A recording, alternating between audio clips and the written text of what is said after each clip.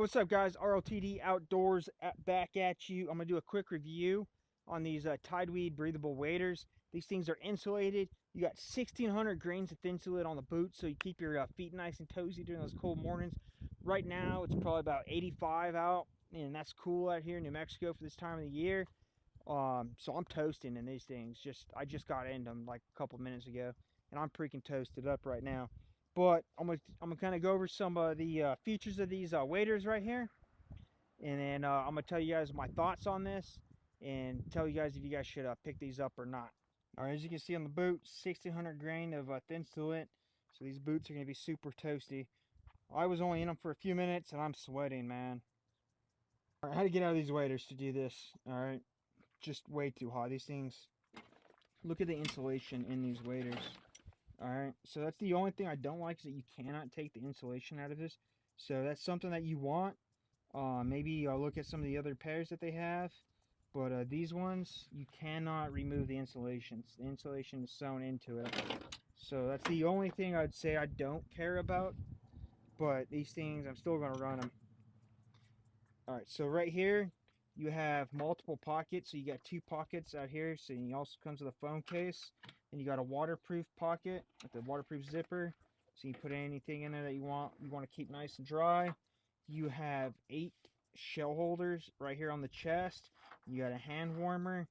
You got your wader belt, and then you have 6 shell holders on each side of the wader belt.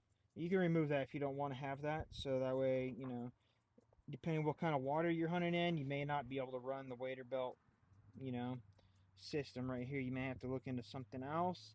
But if you're running like rice fields and stuff like that, this would be perfect, because that stuff's not super deep, pretty shallow.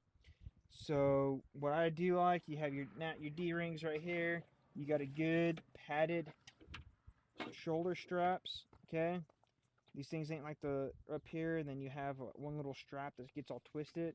These things are actually fully padded, and I think that's super smart of them to do, because that frustrates me the most.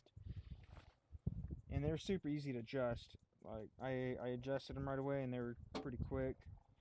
You also had a little flip wader right here, so if you do want to keep your phone there, or maybe your, you know, important documentation right here, you can. So you never forget your hunting license and your duck stamps. That's very important. You got reinforced knees right here, so this is like a little sleeve that goes over the leg, help prevent those tears and stuff. Looks like a little grip right here or something, I'm not entirely sure, but this is reinforced, so that way you don't tear your legs. So this is where most tears and punctures happen, so it gives you a little extra protection. And I really like waders with this feature on them itself. Sometimes you do get extra water that does run down, so if you're going in and out of a boat, that could be, you know, a reason why you may not want these specific waders, but it doesn't really bother me that much. The water's just going to seep out anyways. You got good traction on the boots.